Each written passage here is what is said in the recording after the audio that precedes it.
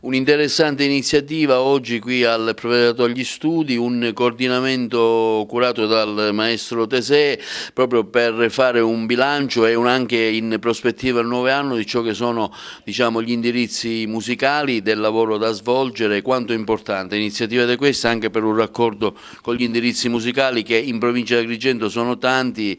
Periodicamente ci riuniamo in maniera autonoma. Spesso diciamo che richiediamo la presenza del dottore Zarbo che come sempre è molto sensibile alle attività musicali e ci dà la possibilità anche di essere qua, diciamo, nella sede del provveditorato, dell'ufficio scolastico, ed è molto importante perché noi riteniamo già da tempo che bisogna fare sempre in ogni caso un lavoro sinergico.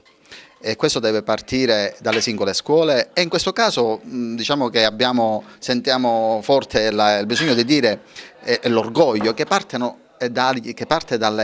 proprio dagli insegnanti di strumento. Oggi noi parleremo delle varie attività che sono svolte nelle scuole, cercheremo di capire quali sono i punti di forza e le criticità di ogni singolo territorio per socializzare e individuare delle attività che possono svolgersi nel territorio, che possono portare, diciamo, più sollecitazione, stimoli e più possibilità formative ai nostri discenti, alle nostre scuole e ai nostri alunni. E quindi è una riunione in cui usciranno fuori delle proposte. E poi andremo sul concreto e andremo a individuare delle attività, dei progetti che possano avere respiro sull'intera provincia e che abbiano come protagonisti le scuole, i docenti e gli alunni dell'indirizzo musicale della provincia di Agrigento. Ma io credo che siamo una provincia felice e fortunata. Pensate che su 48 scuole, tra istituti comprensivi, una scuola elementare, una scuola media, e noi abbiamo 28 scuole ad indirizzo musicale, più del 50%.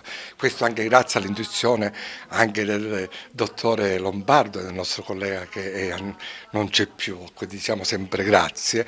E siamo in Sicilia sicuramente la provincia più ricca in questo senso, di questo indirizzo formativo importante. Pensate che la 107 è una legge di pochi anni fa, ma anche gli indirizzi ordinamentali del Ministero da tempo parlano di musica. Noi siamo tra le province, non solo siciliane ma anche nazionali, ricche di questa grande attività.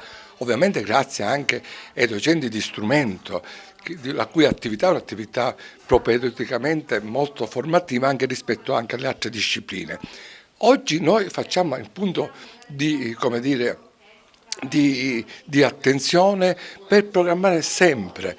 Certo, abbiamo anche voluto una scuola a indirizzo musicale che non riesce ad accogliere i tanti ragazzi che escono dai nostri istituti ad indirizzo.